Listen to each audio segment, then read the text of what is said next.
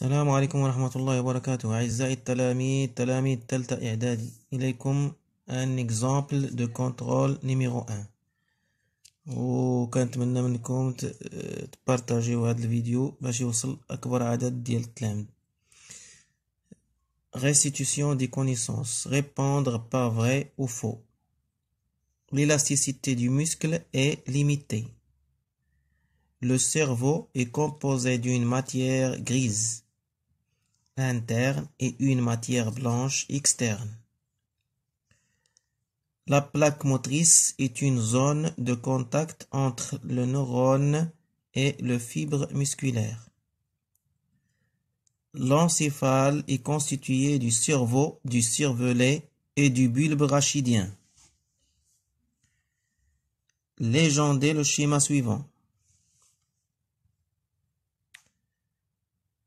Il est numéroté, vous allez écrire le numéro et le nom de l'élément indiqué par la flèche.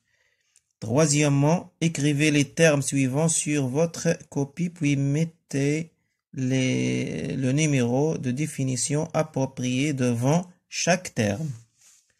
Synapse. A. Synapse, neurone, motricité volontaire, nerf rachidien. Les définitions. Première définition. C'est l'unité fonctionnelle et structurelle du tissu nerveux. Il transporte l'influx nerveux sensoriel et moteur de et vers la moelle épinière. C'est un point de rencontre de deux ou plusieurs cellules nerveuses séparées par un espace. Activité résultant de l'intervention d'une aire spécialisée dans le cortex cérébral. Raisonnement scientifique et communication. Exercice 1. Lors d'un match de course de chevaux, Ali est tombé de son cheval et n'a pas pu bouger sa jambe droite, c'est-à-dire paralysé de cette jambe. Première question. Proposez une hypothèse pour expliquer la paralysie de la jambe d'Ali. Pour déterminer la cause de cette paralysie, le médecin a effectué les contrôles diagnostiques suivants. Le premier diagnostic, le médecin a frappé avec un marteau sur la rotule de la jambe droite d'Ali. La jambe droite a rapidement réagi. À partir de ce diagnostic, déterminer la nature de cette activité nerveuse, déduire les organes qui ne sont pas endommagés dans cet accident, le deuxième diagnostic en utilisant une technique précise, il a été révélé des dommages dans la zone A, sur le cerveau d'Ali, voir document 1, c'est-à-dire ici, le dommage de la zone A. Quatrième question, déduire la cause de paralysie de la jambe droite. Cinquièmement, expliquer la paralysie de la jambe droite et pas la jambe gauche. Troisième question, tracer sur le document 2 le trajet de l'influx nerveux en cas d'une personne saine. En cas d'une personne saine. Ici, c'est l'aire motrice. Aire motrice.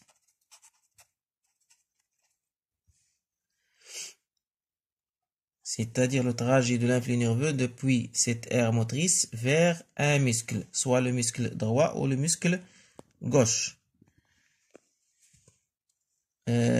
Pour déterminer les propriétés, c'est l'exercice 2, pour déterminer les propriétés du muscle, on réalise les expériences suivantes sur un muscle isolé avec son nerf. L'expérience. Expérience A. Excitation du muscle. Résultat, contraction. B. Excitation du nerf lié au muscle. Contraction du muscle. Premièrement, dégager deux propriétés du muscle issues de ces expériences. Deuxième question, à partir de l'expérience B, donnez le rôle du nerf sciatique. Maintenant, nous allons passer à la réponse. Pour l'exercice 1, l'élasticité du muscle est limitée, c'est vrai.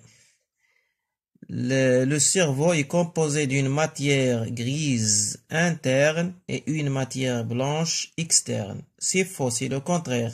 La matière grise est externe et la matière blanche est interne. Donc c'est faux. La plaque motrice est une zone de contact entre le neurone et le fibre musculaire. C'est vrai. L'encéphale est constitué du cerveau, du cervelet et du bulbe rachidien. C'est vrai.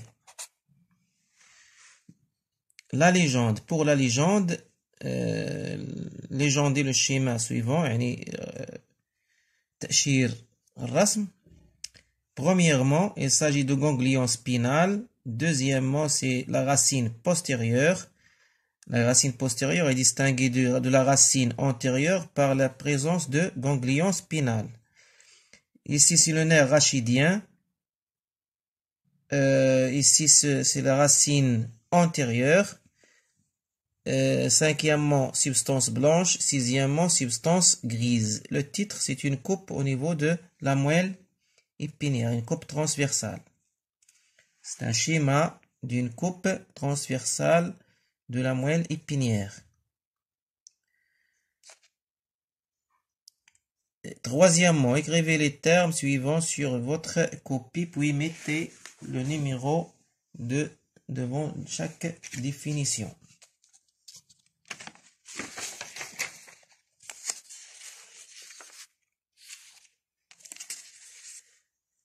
Donc, troisièmement, le synapse, c'est la définition numéro 3.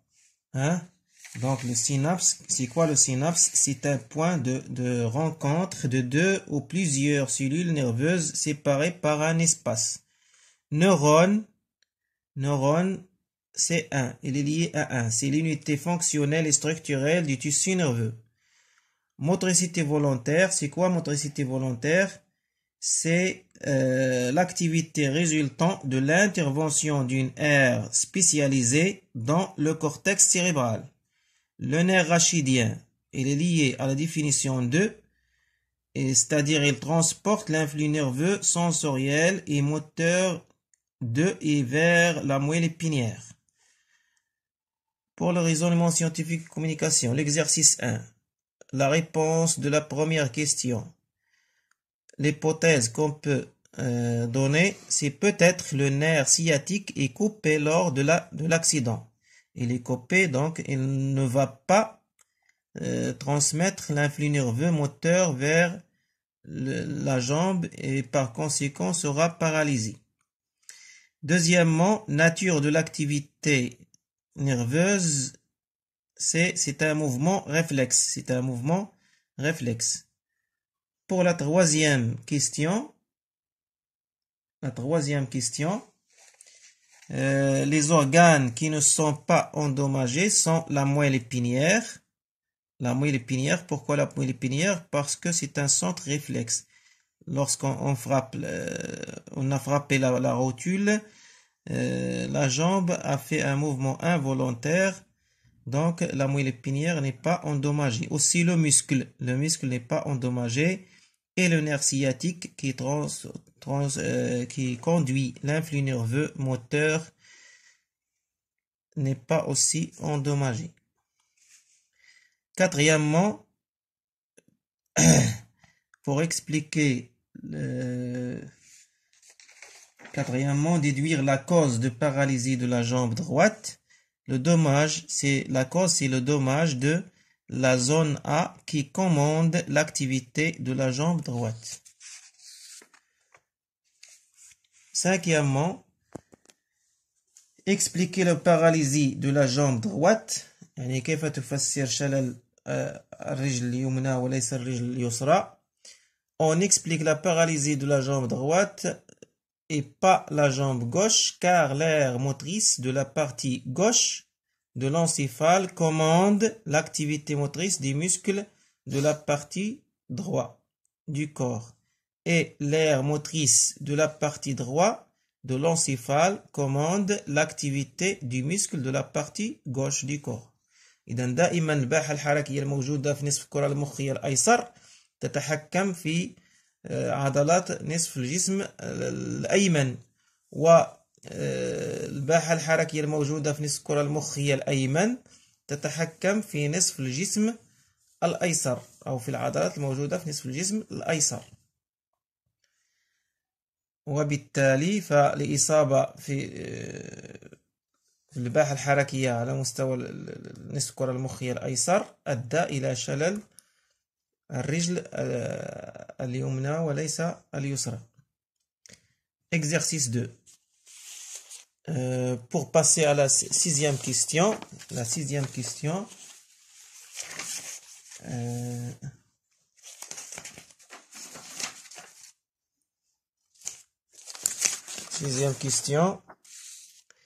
Tracez sur le document 2 le trajet de l'influx nerveux en cas d'une personne saine. Comme on a dit, la partie gauche commande les muscles de la partie droite du corps. Donc on va donc le sens de l'influx nerveux va vers le muscle qui existe dans la partie gauche du corps et pas la partie droite. On va passer à l'exercice 2. Pour déterminer les propriétés du muscle, on réalise les expériences suivantes. Donc on va passer à la question dégager deux propriétés du muscle issues de ces expériences. Donc les propriétés c'est la contractilité, l'excitabilité. Ce sont les deux propriétés du muscle. Deuxièmement, rôle du nerf sciatique, c'est qu'il conduit l'influx nerveux moteur. Il conduit l'influx nerveux moteur. Wassalam.